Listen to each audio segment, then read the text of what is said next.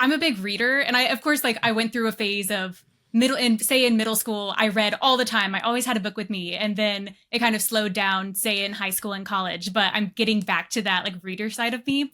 But now that I'm watching all these movies too, I'm starting to read books, but with more of a movie brain. I'm picking up like these tiny sentences where I think, oh my goodness, this is going to be a huge deal later on. And then it's not, just because I'm looking at it and thinking at it with a movie brain rather than as a book reader. But so it's crossing over in my life in a lot of ways.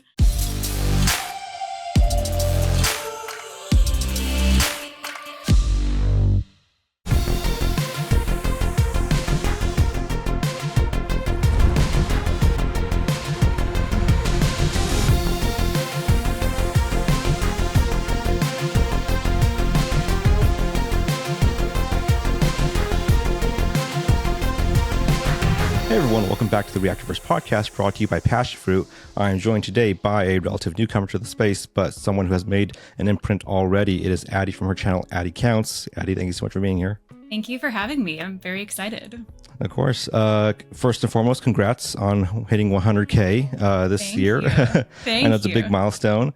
It's an achievement to celebrate, especially in this line of work. I know the work that goes into getting there. You know, so quickly as you did. Thank you. I feel like I had been working towards it for a while, and so like this is something I'd wanted to hit and wanted to achieve, but you just never know when you're going to get there. So I don't know. It feels crazy that we're here. Of course. Yeah. And there's the whole, journey to it, which is why we're here. I wanted to talk to you about, just sort of like the beginning and how we got here today. So, as we always do, we start way back, even before the channel. The bread and butter of the channel is movie reactions. That's what you started with. That's where you're still going with today. Yes. What is your sort of personal history with film, or lack thereof, that allowed you to have the opportunity to watch all these films on camera for the first time? Yeah, I feel like, so starting a reaction channel, my partner Jeremy, we've been together for a long time. He knows of all people that I have not seen a lot of movies. And it feels weird saying that now because hundreds of videos later, like I guess I have to say that I have seen a lot of movies now. But at the time, I feel like my movie background, I rewatch a lot of movies, like a lot of movies from my childhood, like the Harry Potter series. I grew up with that, and I would just rewatch those over and over. And so I never really explored a whole lot. I'm also a musical theater kid at heart. And so my life in like middle and high school, I would go to school and then to rehearsal and then do homework. And so I just never had a lot of like extra time to watch movies. I guess that's not something that I never put a lot of like time and effort into watching movies. Right. And then the ones that I did watch, it was just, we had DVDs of Harry Potter, so it would just be rewatching that over and over and over. Right. So I really just didn't branch out into movies. I'm also a scaredy cat. I imagine like everyone who has watched my channel, I'm so jumpy. And so anything that I thought was remotely scary, or even just like the possibility of scary, something like Lord of the Rings, which isn't really scary. There are scary moments, but I am just scared of everything. So a lot of movies, I just automatically, no, not for me. Right. And that's the common, thread I found between a lot of people is just that, sort of lifestyle that didn't accommodate, movie watching when you're growing up. Musical theater is a really interesting aspect of that. Were you a big musical theater, viewer? Did you go watch a lot of musical theater as opposed to like films and such? Yeah, I've always loved musicals, and I don't think that's like as big a part of my life anymore, but middle and high school, that was my life, and even in college. So like my life was school, rehearsal, either do homework or go to a job. And so there just wasn't a lot of time to watch TV, movies, and watch TV shows. So yeah, I was just a really, I guess, nerdy musical theater kid. That was my background. Yeah, it's okay. It's a great outlet to have, honestly. Yeah. It's so different from film, and I always find that really fascinating when people have just those lifestyles, because I grew up with movies a lot in my childhood, and so I always just find it really cool when people have just sort of like a totally different, upbringing of like what they were doing with that part of their lives. And you mentioned just being scared and such. I know that usually translates to other even, just dramas of just being sort of stressed about them is kind of be like tantamount to that fear level of like not wanting to sort of explore new things. Yes. But for the films itself, for the channel, what were some of like, what was the origin of that getting started and sort of the process of setting that up? Of just setting up the reaction channel? Yes.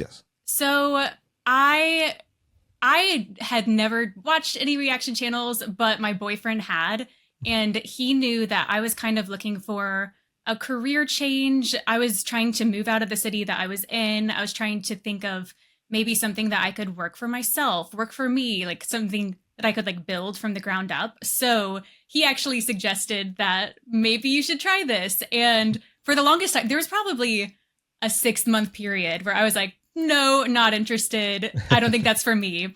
And then here we are a couple of years later, and this is what I do full time. So, I mean, I think it's the best suggestion he could have given me, but I just said no for so long and then decided to try it, and here we are. Yeah. That's also a very common theme I've seen, just like people getting introduced to it that way. And once you started getting into it, were there any aspects of the reaction space you had to learn about or like that jumped out to you right away? I think just the editing I mean, that's like such a huge part of reaction videos and like the reaction process, but I did have to learn how to edit videos, and some of those first videos I don't like to talk about because I mean, it's a learning curve. I mean, I feel like even just like the first year of the channel is just growing and trying to figure out how I want my videos to look, and also just how to work around the copyright, because that's such a huge part of it. I think some of those first videos, before we figured out like how long of a clip you can show and how long you can play something before just cutting to me. I mean, we probably went through, I don't even know how many edits. It just felt like days of exporting a video and uploading and then it getting claimed, and then it just over and over and over. So we figured it out all these years later, but I think that's probably one of the biggest learning curves. Yeah, it's definitely a trial and error process to get started with. I kind of wish we can make it's actually a plan I want to make. It's just like sort of like guideline of like the basics of, if you're going to start this thing, what to know so you can hit the ground running. Yeah. And going back to your musical theater background, once you had the opportunity to sort of sit in front of the camera and get into the reaction format, did you feel like that translated at all? Just like the sort of nature of being in front of a camera, or being sort of on, so to speak, for the sake of like a video? I feel like it probably did help me, but it still feels like a completely different medium. I mean, most of the time you're not used to having a camera on you for 2 hours or however long at a time. So I feel like there are aspects of it that did help me, but it was still just a different medium, you still have to figure it out in a different way.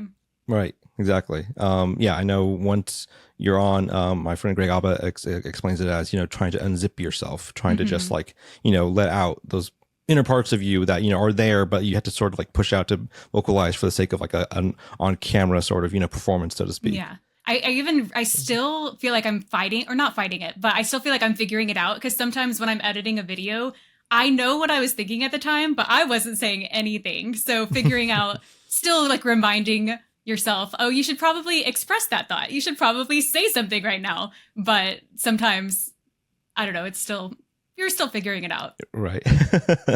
And you started with, a handful of like the larger franchises, like Back to the Future, Jurassic Park, so on.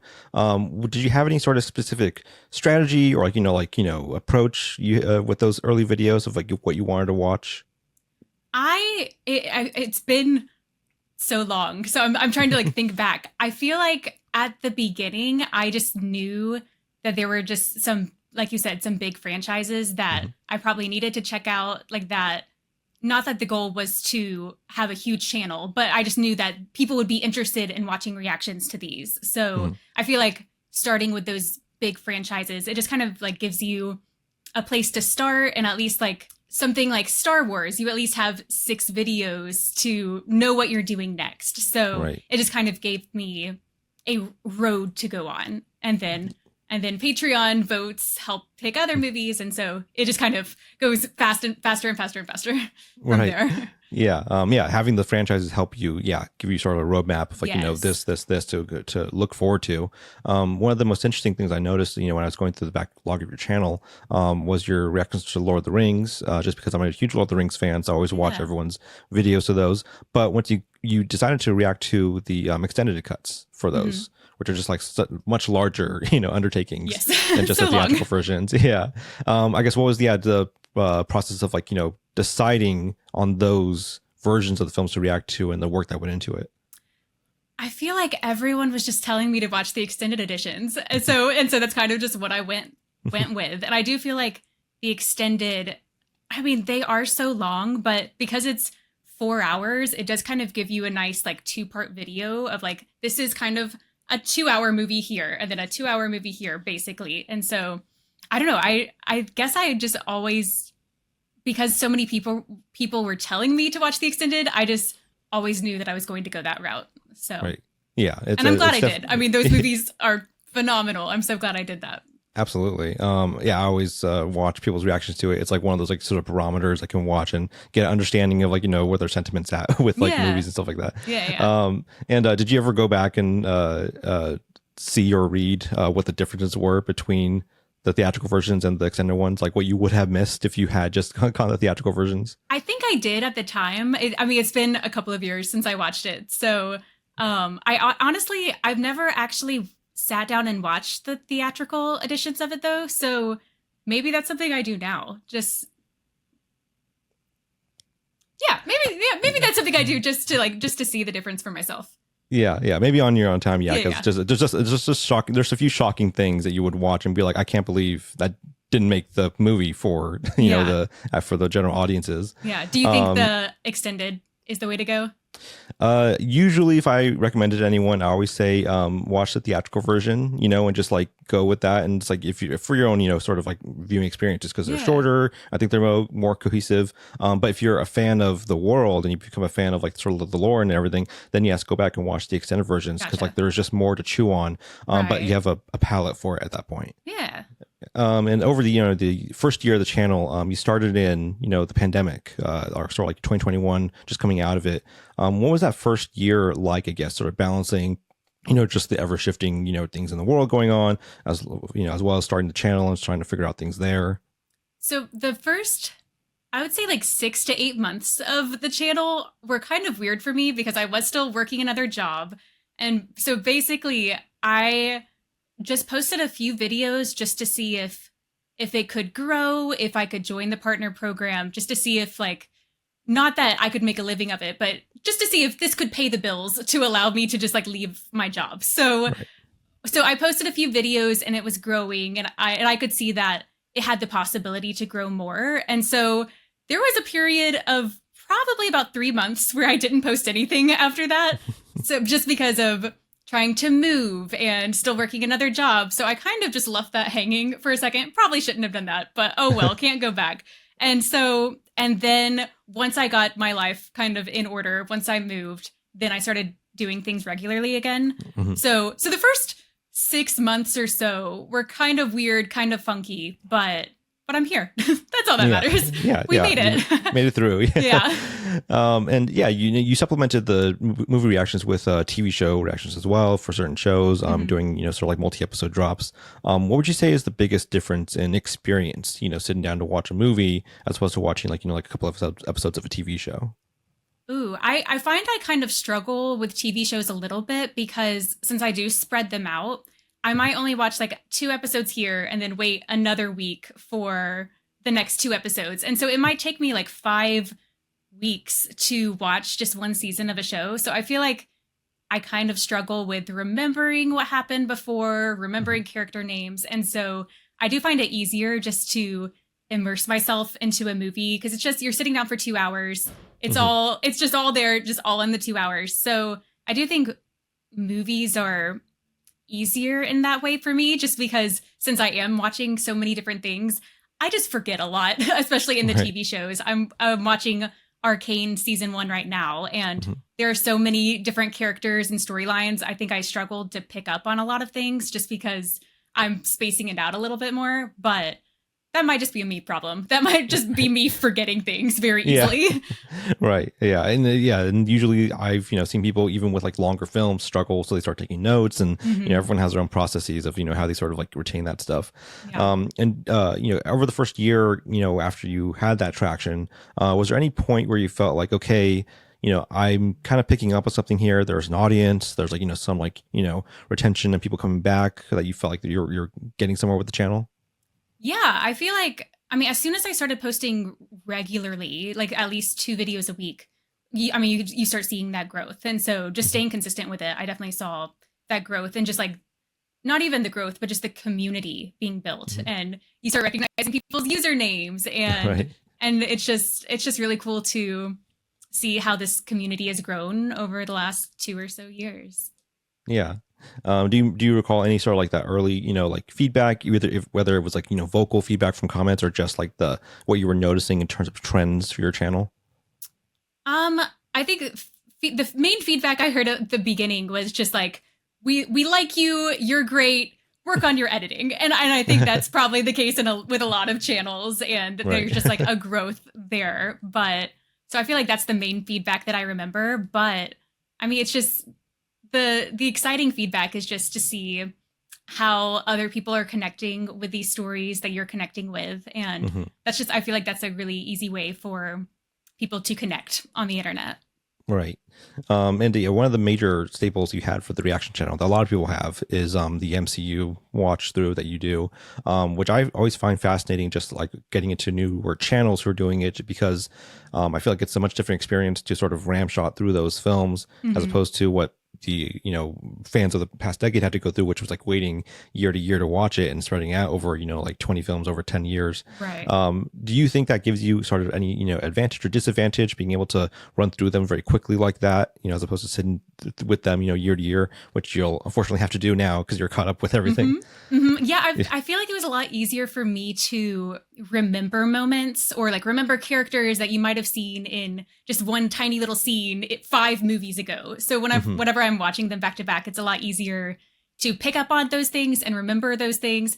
I'm not always the best at it, I will admit that, but when you're watching it back to back and not waiting 5 years between the movies, it's a lot easier to do that. So I had a lot of fun with the MCU. I feel like if I was watching the MCU and waiting a year or more between movies, I would probably be more frustrated with it, or maybe I would feel more like, oh, this movie definitely wasn't as good as the last one because you had to wait so long. But Right. Yeah. I don't know. I had a lot of fun with it, just watching like once a week or so. That's good. Yeah, it's a good experience to have. Yeah. And simultaneously you're also watching, like other classics and modern classics, learning more about film in general. How would you, I guess, like, compare those two experiences, watching, such a huge franchise like that in like this sort of like inconsistent timeline, along with sort of like, one-off films and like just learning more about cinema in general? Yeah, I'm glad that I do add a variety there, because as fun as I have with movies like the MCU, there are still so many fantastic, like classic movies that I still need to watch and I'm still going through now. Right. I feel like just through the channel and just watching more movies in general, I can pick up on a lot more. And I'm not claiming to be a movie expert at all. I mean, the whole point of this is these are my first time reactions. I'm not going to pick up on everything, but Right. I feel like as I'm watching more now, I'm picking up those tiny details that if you don't watch a lot of movies, it doesn't feel significant. But I mean, they shot that scene for a reason. I'm realizing that everything for the most part is very purposeful. I mean, they spent a lot of time filming and editing these movies. So it's fun to pick up on little things here and there to just make the whole movie. Or if there's a big plot twist at the end, it's fun to go back and watch it to pick up those little things here and there. So Right. I think I just have more of an appreciation for, the small things in movies too. Yeah, you're starting to develop that sort of eye for like foreshadowing, like Yes. metaphor, stuff like that. Yes. I appreciate Jay Nicholson explained how in movies versus books can have like so many details that aren't 100% entirely applicable to like the plot and stuff, whereas films you do start seeing like how does that shot tie into like the themes, or like you just like this, or even like sort of the plot's going to develop later, and yeah, so like that film analysis brain starts like growing. And I always appreciate seeing people who started this journey the same way you did, just like sort of like get there and like see more and learn more. So it was like a really cool thing to sort of see your journey through that. Yeah, actually, while you mentioned that, I'm a big reader, and I of course like I went through a phase of in middle school, I read all the time. I always had a book with me. And then it kind of slowed down, say in high school and college. But I'm getting back to that like reader side of me.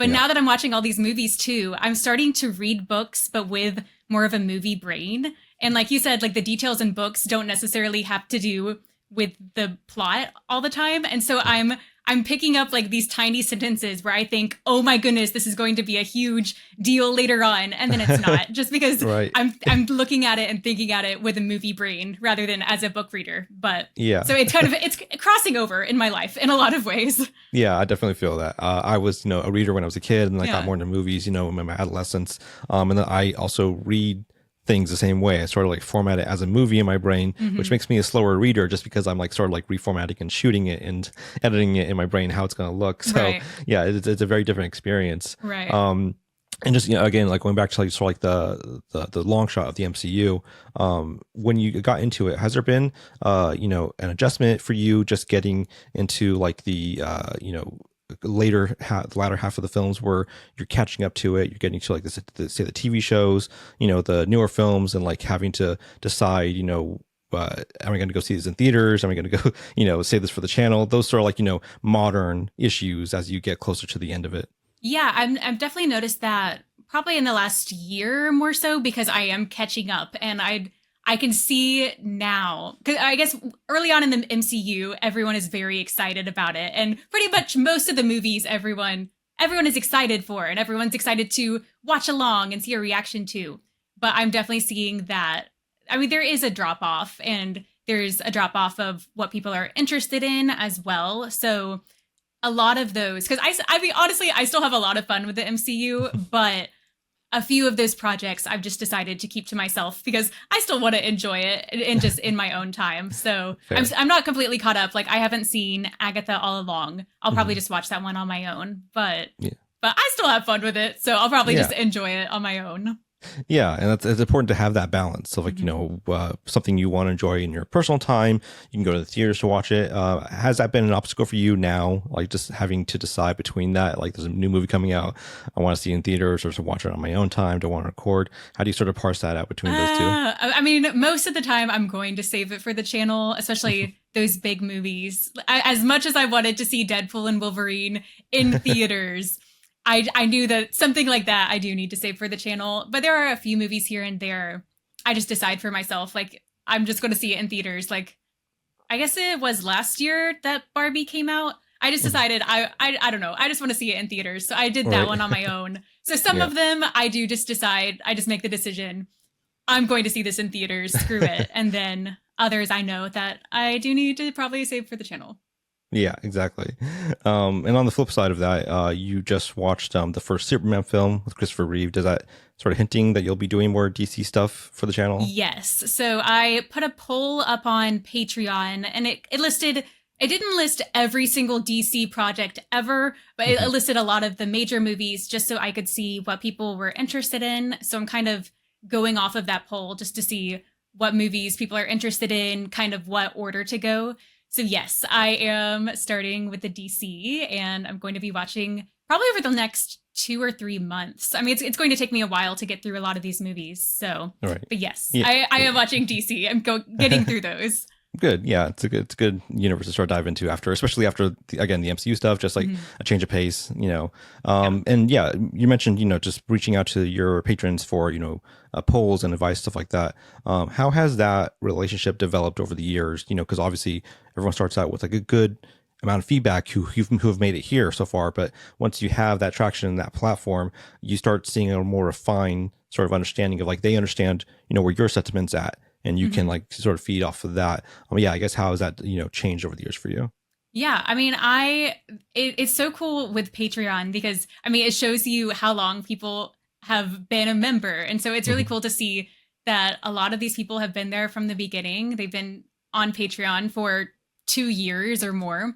And so I really value those people. I mean, even if they're new to the channel, not even people who have been here since the beginning, but I really value their input. And it's kind of a hard balance of, because you want to be able to take everyone's opinions into account, but it's not possible. I mean, as much as I wish that, even if I posted a movie a day, it still wouldn't make everyone's movie choices. It wouldn't appeal to everyone. It wouldn't please everyone. So right. I can only do so much. And so I try to do as much as I can to listen to their input, but it's just a really cool space to build a community and take in input as much as I can to the best of my ability. Yeah, of course. Yeah, there's definitely limitations you have. You know, you'll be forever chipping away at that, iceberg, know, of what there's still so many movies, so many shows to watch.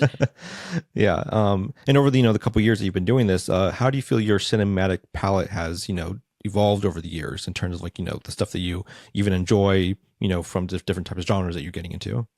Yeah, I feel like now I really enjoy sci-fi movies, and I never starting the channel, I never would have expected that to be one of my favorite genres. But there are so many. I mean, there are some great classic sci-fi action movies, but then there are some really wacky, silly, funny ones as well. So it's just really, I feel like that has become one of my favorite genres, where before, my movie palette was, the movies that I enjoyed the most were just movies from my childhood or some romantic comedies, where I never really ventured out past that. So yeah, there's a whole world of cinema, and I'm just trying to slowly make my way through it. Yeah. Have there been any specific films that kind of caught you by surprise that you went into being I don't really know how I might feel about this, but it ended up being a pleasant experience for you? I wonder if everyone feels this way, but my first thought is Lord of the Rings. Because I had seen Gollum, just the image and seen little clips here and there. Gollum freaked me out. And looking back, I guess there are some creepy or scary moments in Lord of the Rings, but the story and the world, it's just beautiful. And I never expected... I never expected to fall in love the way that I did with the story. So I feel like that has probably been the franchise, the movies that have surprised me the most. Yeah, I definitely see that. Usually for people, it's just the high fantasy element of Lord of the Rings. It's sort of a hard sell for them. Yeah. Say my girlfriend, she had the same experience. I showed her Lord of the Rings a few years ago, and she was like, "No, I'm not into elves and all that stuff." And but once we got to you bow to no one, she did shed a little tear. So it got to her. I never would have expected to sob from this movie, but here we are. Hey guys, Eric from Passion Fruit. Just wanted to thank you for tuning into this episode of Reactorverse. To everyone who's commented on our videos, shared our work, or otherwise supported the channel, we see you, we appreciate you, and we've got a lot of exciting things coming for the creator community at Passion Fruit. If you haven't already, the usual stuff on YouTube always helps us. Hitting that like button and subscribing with the bell so you'll be notified when new videos come out. We also have a bi-weekly Passion Fruit newsletter that focuses on the creator industry, which you can sign up for through the link in the video description and the pinned comment. Twice a week, you'll get our best stories, as well as exclusive interviews, expert reviews, and the latest resource guides to help you navigate every stage of the creator journey. We've even got a weekend newsletter on the way, with a curated creator spotlight that focuses on the best online content from the people who make it, you. Thanks again for supporting Passion Fruit and Reactorverse and helping make your content your business, and giving love to the people who make the web. Yeah. That's a big part of your channel is crying, tears. That's, a big staple of, sort of the reaction experience for not just you, but for a lot of people these days. That's something I'm always really fascinated by. I think that's such a sort of, high currency, so to speak, of reaction channels. It's just those really vulnerable emotions and sort of letting loose in that sense. For yourself, when you get to that point, say you're, an emotional scene or moment in the film, you sort of feel that sort of emotion coming on, how do you, I guess, approach that just unintentionally within yourself, that you feel tears coming and you're on, but you have to sort of balance that experience with being on camera, being sort of engaged with the film in a sort of reaction format? Yeah, I try not to think about it too much because I don't ever want to overthink about how I'm feeling in the moment. And so, because I don't want it to ever feel fake or phony. So I try not to think about it too much. As far as like feeling the emotions while still being able to like articulate yourselves, I'm not necessarily the best at that. I mean, there are definitely moments where, I mean, you're in an emotional state and it's hard to talk, but Right. I feel like, I mean, if that's where I am in that moment, then that's, I guess, my authentic experience. But I just ultimately try not to think too much about it. Yeah, just feel it. Yeah, exactly. It is weird to think, if you think about, I have a camera in front of me while I'm crying and people are going to see this online. It's weird if you think too much about it. So I just try not to. Exactly. Yeah. And that's kind of how it has to go. I think, in just this day and age of technology, it's like you have to sort of just view the camera as like just another object in the room with you, not something that's going to be translating this later. Yes. And as I mentioned, early up top, you recently passed 100K subscribers. So congrats again on that. Thank you. It is a significant achievement, just because I know in this line of work that's hard to get there. There are so many, roadblocks in the way of like a lot of reaction content because of, copyright, algorithm, things like, sort of the algorithm of YouTube doesn't push variety a lot. So it's hard to have a variety of things you want to react to and keep, keep out. And for yourself, once you got there, you did your first live stream to celebrate and open up the box. Just to reflect on that, I guess, how does it feel to sort of reach that milestone and do so over a period of time that has been pretty tumultuous just in the world and just in sort of the YouTube space in general? Yeah, I don't know. I feel like I've been just working towards this for a long time. And so it feels, I mean, I don't know. I feel overwhelmed, but just like with gratitude. I mean, I'm so grateful for like being able to do this. I mean, even just when people ask what I do, it's just kind of insane to explain and to talk about. So I feel ultimately just so lucky and so fortunate to be able to do this every day. And when you think about 100,000 people, that just feels insane. And I mean, I don't think I've ever been in a room or a space with that many people. I mean, it's just insane to think that many people have hit subscribe who want to follow along with this movie watching journey, I guess. And so I don't know, I just feel very grateful for all of it. And now, since I've been working towards it for so long, now it's like, well, now what? And but I mean, for me, I just want to keep it, I'm okay with like slow and steady and just keep putting content out there and watching movies that I love.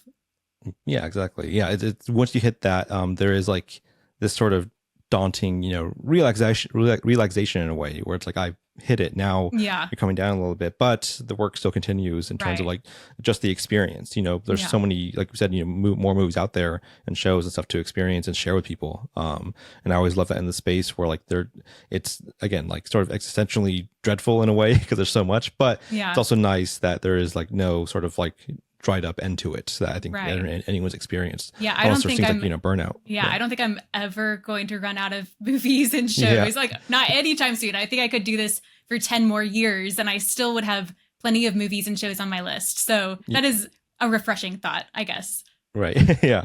And we always, advocate for people to, look at that, roadmap and just take it with, like you said, slow and steady, slow and steady pace.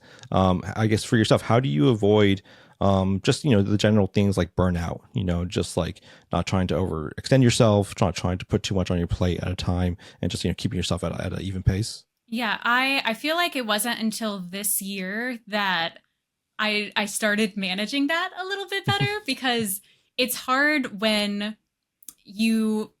with this kind of content, when you are online and this is your job, it's hard to give yourself a break because there's always emails to check. There's always something to edit. There's always something to record. And so it's hard to give yourself a break, like truly just give yourself a day off. So this year I've made it more of a point to, I mean, it sounds minor, but allow myself, like, if you just want to post 2 videos this week, that's okay. Just because it gives me more of a break or just kind of just a brain break.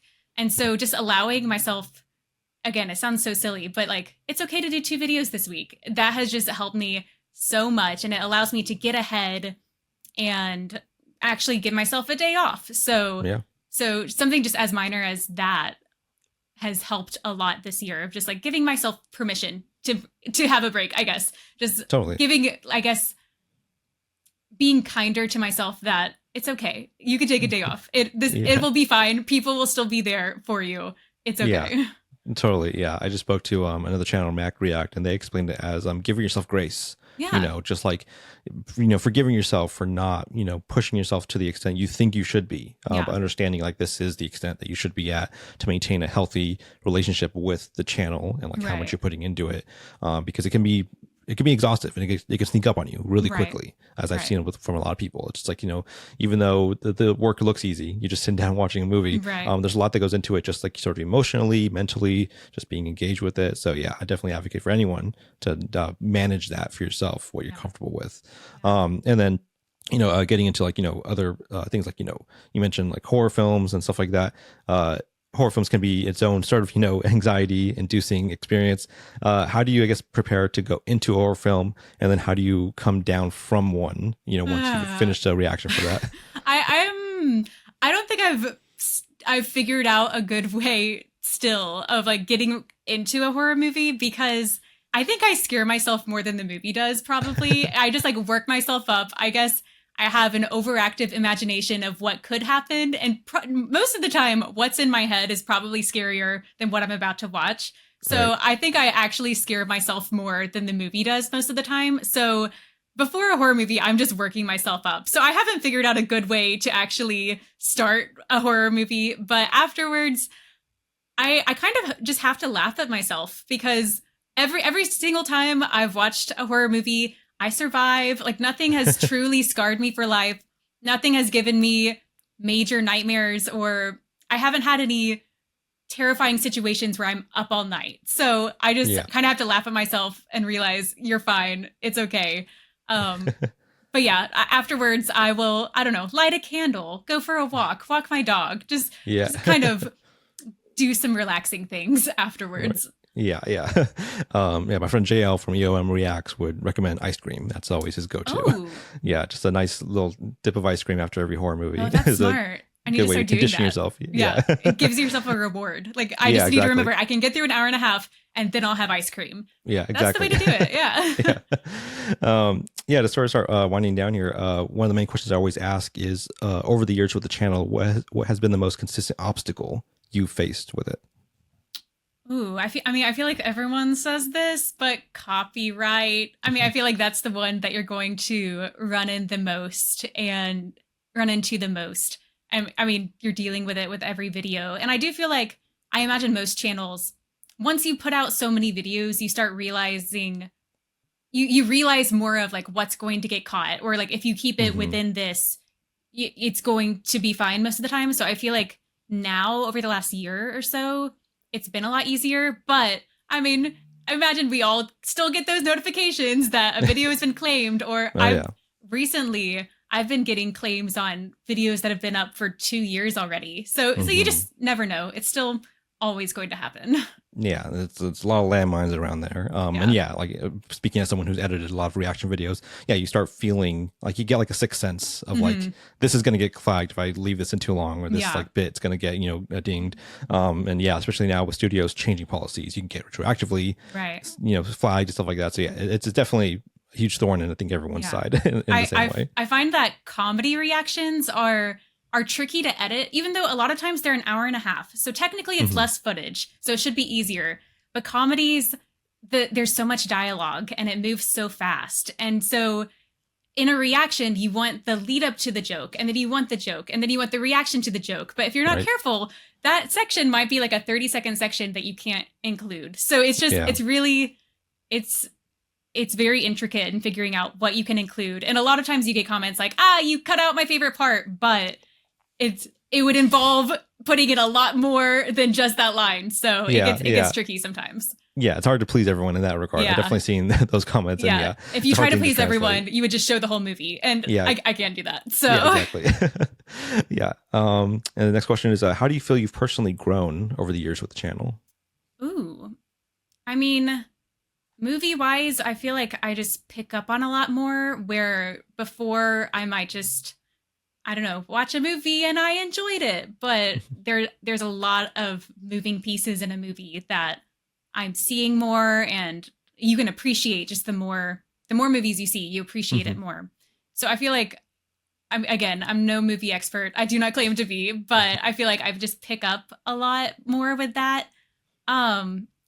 Personally, I guess I don't even know if I could pinpoint it to one thing, but I do feel like I'm more patient and like kind of laid back. I don't know if it's like the editing process and just how those long hours, and then after all of that editing, it still might get claimed. So, oh well. I mean, I don't know if it's just like you have to let a lot of things go, but I do feel like I'm a lot more patient in that way as well. Yeah, it requires a lot of c'est la vie sort of mentality. It is what it is. Yep. Yeah, to get through some days. Yep. And beyond any monetary or financial value, what is the most rewarding aspect of the channel for you? Ooh, I mean, I feel like I have to say, like, just the community of movie lovers. I mean, I used to be more of a book nerd or a musical theater kid, but so I never really connected with movies, but now I'm starting to really connect with movies and characters, and it's really cool to have a community of people who also connect the same way. And then also just like seeing comments where some of those comments that say like, this video made my day, or I was having a really rough week, but you made me smile, or this moment made me laugh a lot. Like just something as simple as that can just, I don't like base all of my happiness on that in life, but it can, it truly can like bring a smile to your face and make your day. So I really value seeing comments like that as well. Yeah, absolutely. I mean, that's one of my favorite aspects of the channel, the community in general, is just that openness, that positivity that, people bring to each other on both ends of it.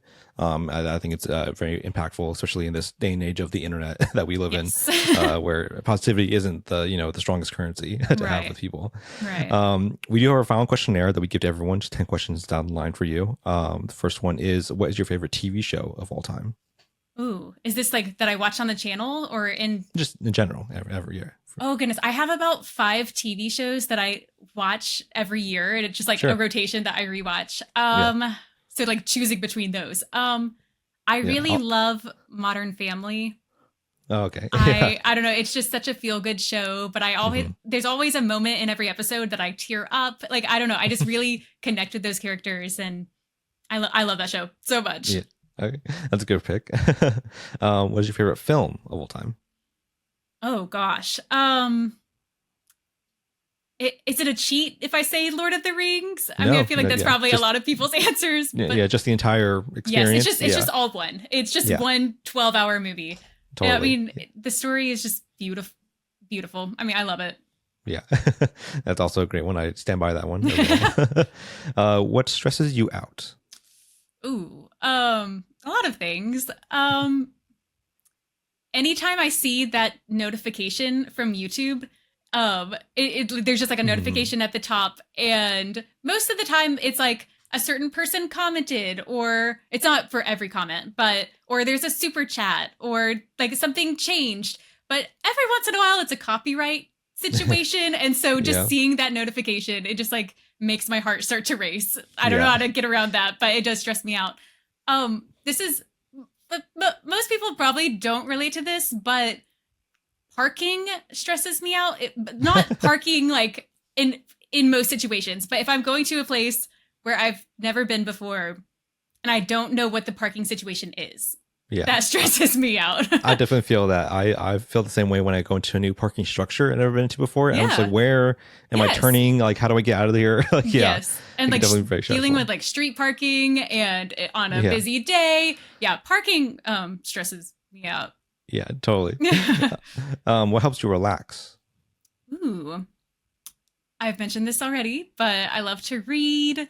I love going on walks. Love walking my dog. I feel like those are my go-tos. Those are good ones. Yeah. Absolutely. This is my time. The next one. What is a hobby or passion you have outside of TV and film? Ooh. I mean, I guess I have to say musical theater or theater. Yeah. I mean, it's not like a huge part of my life anymore, but I'm still a musical theater kid at heart. So I love going to see shows and yeah.